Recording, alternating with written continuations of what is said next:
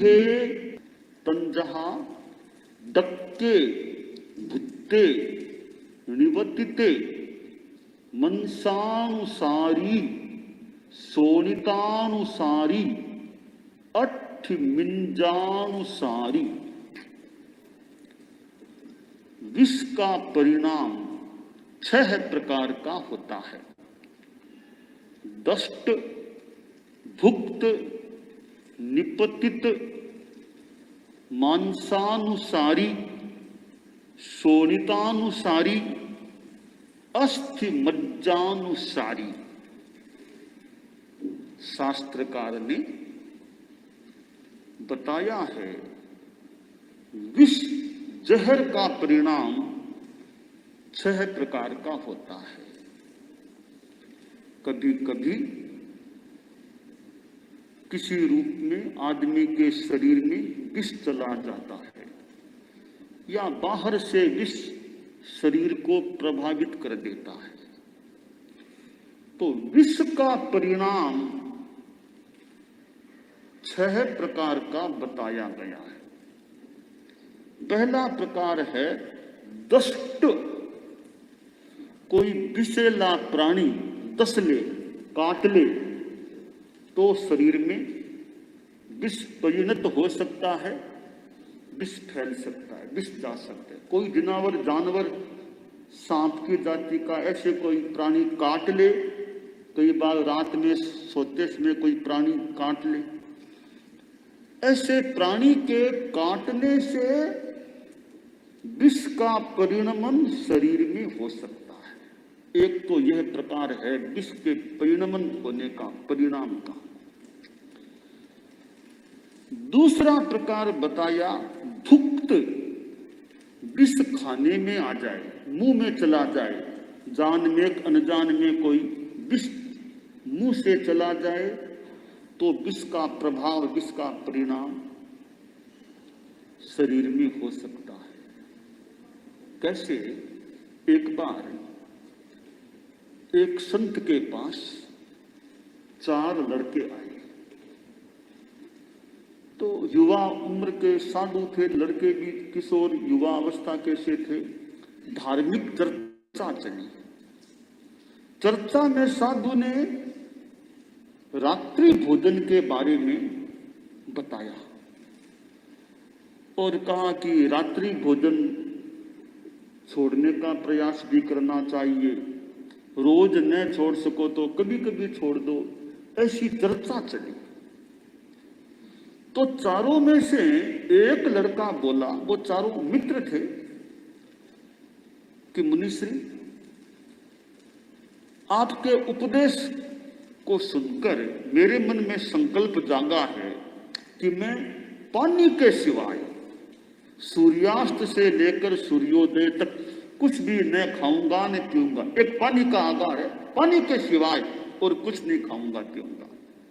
आप मुझे यावत जीवन का त्याग करा दो। कोई कदाचित चिकित्सा संबंधी बात का आप आगार और रखा दो, बाकी मुझे त्रिविहार त्याग कराओ जीवन भर के। संत ने पूछताछ की, नहीं मैं पक्का हूं, मुझे त्याग करा दीजिए। तो साधु ने जिंदगी भर के लिए रात्रि में पानी के सिवाय और कदाचित चिकित्सा संबंधी आगार के सिवाय तीनों आहारों का रात्रि में सेवन करने का त्याग करा दिया। लड़के चले गए। कुछ दिनों बाद उन चारों मित्रों ने कहा हम थोड़ी यात्रा करें, कमाई की दृष्टि से कुछ व्यापार धंधा देखें। तो चारों एक साथ चले, पैदल के रूप में चल रहे थे। 200-250 कोस दूर उनको जाना था। तो जगह जगह ठहरते, आगे बढ़ते। एक गांव में वे शाम को पहुंचे। लंबा चलना हुआ तो लोगों में बड़ा प्रेम भाव था, गांवों के लोगों में। तो अरे इतने क्या, रहो 2-4 दिन रहो तो अच्छा लगे मुझे कि बुढ़िया माँ आगे जाना है, कोई बात नहीं। तो सवेरे कितने बजे जाना है? कि माँ जी हमको तो जल्दी पैदल जाना है, तो 4 बजे करीब उठ के फिर रवाना होना है। तो कहा फिर नाश्ता करके भेजूंगी, नाश्ता करा के, ऐसे नहीं भेजूंगी, नाश्ता करा के भेजूंगी सुबह। वो बोले माँ जी सुबह कहाँ नाश्ता बनेगा इतना जल्दी, हम तो ऐसे ही रवाना हो जाएंगे। नहीं नहीं, कुछ तो खिला के भेजूंगी। कहा देख लेंगे, अब सवेरे हमें सो रहे हैं अभी तो। ठीक है सो जाओ, सवेरे मैं भी जल्दी उठूंगी और तुम्हारे लिए कुछ खाना पीने का कर देती हूँ। तो माँ जी खाना पीना नहीं, हम तो ऐसे ही। नहीं नहीं, कुछ तो खिलाऊंगी ना, ऐसे कैसे भेजूंगी। बुढ़िया 3 बजे ही उठ गई और उसने वो घर में वो धीना था, कुछ वो मंथन किया, बिलोना किया, छाछ तैयार हो गई। वो लड़के भी उठे 4 बजे के आसपास, निवृत्ति आदि की। कहा माँ जी प्रणाम। कहीं बेटा छाछ तो पी लो ना। तो वो चारों में एक बोला कि भैया मेरे तो देखो, तुम जानते हो रात का त्याग है, तो मैं तो छाछ नहीं पी सकता, तुम देख लो जैसे इच्छा हो। उन्होंने कहा ठीक है माँ जी इतना कह रही है तो छाछ पी लेती है। तो एक ने तो नहीं पी छाछ, त्याग था रात्रि भोजन का, पानी के सिवाय और चिकित्सा के सिवाय। उन तीनों ने वो ठंडी ठंडी सी छाछ थी, तीनों ने छाछ पी, अच्छी लग रही थी, खूब अच्छी मात्रा में छाछ पी ली। अब चारों वहां से चल करके 1-2 किलोमीटर चले, एक तालाब आ गया। यहाँ थोड़े ठहर जाए, कुछ और हाथ मुंह धोना हो धो लें कुछ, फिर आगे चलते हैं। तो तालाब पर रुके, 3 बोले थोड़ा सा जी सोरा नहीं है, थोड़ा हम लेटते हैं। तो तीनों वो लेट गए। वो ऐसे ही खड़ा इधर उधर थोड़ा घूम रहा था। तीनों लेटे, 15-20 मिनट बीते, वापिस में उठे ही नहीं। तब चौथे ने देखा रे बात क्या है, ध्यान दिया, रे ये तो तीनों ही काल कवलित हो गए हैं, शरीर कैसा ही नीला नीला सा हो गया। हुआ क्या, ऐसे तीनों एक साथ कैसे चले गए। थोड़ी देर बाद वो बुढ़िया बेचारी, बूढ़ी थी फिर भी तेज गति से चलती चलती आई, तालाब के पास आई। वो एक बेट था, 3 काल कवलित थे। बुढ़िया रोती रोती बोली रे क्या, कि माँ जी वो तीनों तो क्या अचानक चले गए, कि बेटा बहुत बुरा हो गया। मैंने जो छाछ पिलाई थी ना, उस टाइम अंधेरा था तो मैंने वो बिलोना किया, बाद में कुछ उजाला हुआ तब मैंने देखा उस छाछ के मटके में मरा हुआ सांप पड़ा था। तो उस सांप को साथ में मैंने बिलोना हो गया, उसका लगता है जहर आ गया, इन्होंने छाछ पी लिए तीनों, अब मर गए लगते। तो खैर मैं ये बता रहा था कि एक तो रात्रि भोजन का त्याग था, मूल तो आत्मा के कल्याण की बात है, फिर सहज में देखें तो वो बच गया। वो भी छाछ पी लेता तो पता नहीं क्या हो जाता। शास्त्रकार यहां बता रहे हैं भुक्त भुक्ते कि खाने के साथ में जाने से, खाने से वो जहर शरीर में असर कर सकता है, परिणाम छोड़ सकता है। तो दूसरा प्रकार है विष के परिणाम का भुक्त। तीसरा प्रकार है निपतित, कि खाया पिया तो नहीं, परंतु शरीर के बाहरी भाग में भी स्पर्श हो गया विष का, कहीं कोई गिर गया, लग गया, विष लग गया शरीर पर, तो वो विष भी बाहर से लग जाए, वो विष भी परिणाम छोड़ सकता है, शरीर का नुकसान कर सकता है। तो निपतित कहीं गिर जाए, लग जाए विष, तो प्रभाव डालने वाला विष हो सकता है, जिसे कहा गया त्वग विष, त्वचा वाला विष या दृष्टि विष बताए गए। चौथा प्रकार है मांसानुसारी। मांसानुसारी कोई विष अस्थि मज्जा तक धातुओं को प्रभावित करने वाला हो सकता है। यो शास्त्रकार ने ये विष के जहर के परिणाम के 6 प्रकार बताए हैं। पदार्थ है, पदार्थ शरीर को पोषण देने वाला भी हो सकता है, तो पदार्थ शरीर का शोषण करने वाला, शरीर का नाश करने वाला भी हो सकता है। पदार्थों का अपना परिणमन है, कोई पदार्थ शरीर में जाकर के शरीर को पुष्टि देता है, धातुओं को उपचित करता है, शक्ति देता है। तो कोई पदार्थ शरीर में जाकर के आलस्य पैदा करने वाला होता है और विष ऐसा हो नाश विनाश तक करने वाला हो सकता है। तो ये इसके 6 परिणाम बताए हैं शास्त्र में। ये पदार्थ संबंधी बात है। हम इस विष की बात को दूसरे पहलू से भी ले कि हमारे भीतर भी विष, ये कषाय है, कषाय वह भी एक विष है, यानी नुकसान करने वाला है। एक श्लोक में कहा गया है, को हो विषम किम अमयम अहिंसा। प्रश्न करें या किया जाए कि विष क्या है। अभी ठाणंग में जो विष परिणाम के 6 प्रकार बताए हैं, इनसे भिन्न बात बताई है उस श्लोक में कि गुस्सा, यह गुस्सा अपने आप में जहर है, विष है।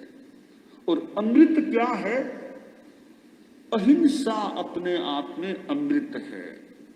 हम किसी से अहिंसा पूर्ण व्यवहार करें, मैत्रीपूर्ण व्यवहार करें, तो हमारा चित्त भी प्रसन्न, सामने प्रसन्न हो जाता है, तो वो अमृत हो गया। थोड़ा किसी से तेजी में बोलो, थोड़ा गुस्से में कुछ बोलो, तो सामने वाला भी आकृष्ट हो सकता है और हमारे मन में भी कुछ अप्रसन्नता हो सकती है। तो गुस्सा विष हो जाता है और अहिंसा मैत्री अमृत का सामान काम कर सकती है। हालांकि गुस्सा शरीर का हो जाए, गुस्से से शरीर की बात एक, कम से कम आत्मा की बात, आत्मा का नुकसान हो जाए। इस कषाय का जो विष है उस पर विशेष ध्यान दें आत्म कल्याण के लिए। क्योंकि इतनी तपस्या साधना आदमी करता है, देशों पूर्व की मान लो चारित्र है, साधना है, और ऐसा कषाय का प्रभाव आए, उस साधना का नुकसान हो सकता है। बहुत कमाई, बहुत धन माल पड़ा है, आग लग गई तो वो कमाया हुआ धन माल में स्वाहा हो सकता है। तो कुछ साधना की कमाई की, तेज कषाय आया कि कषाय की आग में वो साधना का अर्जित किया हुआ है, वो विनाश को या नुकसान को प्राप्त हो सकता है। तो कमाई की है, वो यूं आग लग जाने से चला जाए तो आदमी कि अरे मेरी कमाई चली गई, वो तो कमाई बाहर की थी। ये साधना की है, वो कषाय से चली जाए। साधुपन लिया, घटना गटीर बात हुई, साधुपन छोड़ दिया। अरे इतनी जो कमाई भी कमाई हो सकती थी, वो थोड़ी बात हुई। हमारे कुछ दिनों पहले एक साथ कुछ बात हुई, अरे इतनी बात हुई, मैं तो 5वें गुरुस्थान में चला, साधुपना छोड़ दिया। अरे छोटी मोटी थोड़ी बात थी, इतनी क्या अधीरता, 5वां गुरुस्थान ले लूंगा, साधुपन छोड़ दूंगा। अरे इतनी कमाई, और भी आगे कमाई हो सकती थी, इतने वर्षों की कमाई थी। तो ये कषाय है, आवेग, आवेश, अधीरता, सहसा निर्णय कर लेना, ये जो गुस्से के परिणाम हैं। तो गुस्से में आकर आदमी तत्काल आवेश युक्त निर्णय करता है, नहीं करने का, नहीं उठाने का कदम। साधु, अरे इतने कुछ वर्षों की साधुपने की या साधना फिर थोड़ी हुई, तो मैं तो 5वें गुरुस्थान में जा रहा हूं, कुछ नहीं, वो कमाई। अब पश्चाताप भले आदमी करने वाला बाद में भले करे, वो खो दिया ना। ये कषाय ऐसा विष है, ऐसी चीज है कि नुकसान कर देता है, नुकसान करता है। तो साधु का भी नुकसान कसाय से हो सकता है। एक चिंगारी कितना नुकसान कर दे, घास फूस का ढेर पड़, थोड़ी सी कोई आग अंदर पड़ गई तो घास फूस में लपटें उठ सकती है। कसाय है ये, आग भी है और एक तरह का विष हो जाता है। एक ही बात है, आग से भी नुकसान है, विष से भी नुकसान, नुकसान कर सकता है। साधु तपस्या करता है, तेला कर लो, अठाई कर लो, मांस खमन कर लो, बहुत ही अच्छी बात है तपस्या। अब साथ भी कम होना चाहिए, गुस्सा बहुत आता है, बहुत गुस्सा, आग से मनो लगते से उस गुस्से को भी हमें शांत करने का प्रयास करना।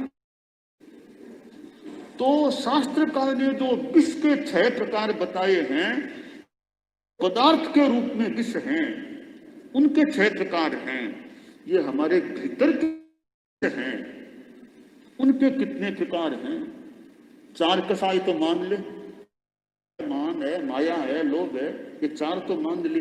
ये विष हैं। बाहर का विष तो एक जीवन को मान लो खत्म कर देगा, कोई खाने में आ गया, एक जीवन को मान लो खत्म कर देगा, एक शरीर को नष्ट कर देगा। वो कसाय वाला वो विष है, वो पता नहीं कितने जन्मों तक नुकसान की दिशा में आत्मा को आगे बढ़ा दे। तो उस विष पर भी हम ध्यान दें कि वो विष मेरे में कहीं ज्यादा तो नहीं है ना, कसाय मेरा ज्यादा उग्र तो नहीं है ना। तपस्या करें, कोई नहीं भी कर सके, इस कसाय की अग्नि को शांत करने का प्रयास तो विशेषतया हमें करना चाहिए। तो ये ठाणंग में विष परिणाम के 6 प्रकार बताए हैं। हम आत्मा के जो कसाय रूपी विष हैं या अग्नि है, उसको भी शांत रखने का, उससे बचने का प्रयास करें, यह काम्य है। दानान सिद्धम अभय पयानम सज्जे सुया अणवज्जं वयन्ति तवे सुया उत्तम बंभचेरम लोगुत्तमे समणे गणाय पुत्ते। अरहंता मंगलम सिद्धा मंगलम साहु मंगलम केवली पन्नत्तो धम्मो मंगलम। अरहंता लोकुत्तमा सिद्धा लोकुत्तमा साहु लोकुत्तमा केवली पन्नत्तो धम्मो लोकुत्तमो। अरहंते शरणं प्रवज्जामि सिद्धे शरणं प्रवज्जामि साहु शरणं प्रवज्जामि केवली पन्नत्तं धम्मं शरणं प्रवज्जामि।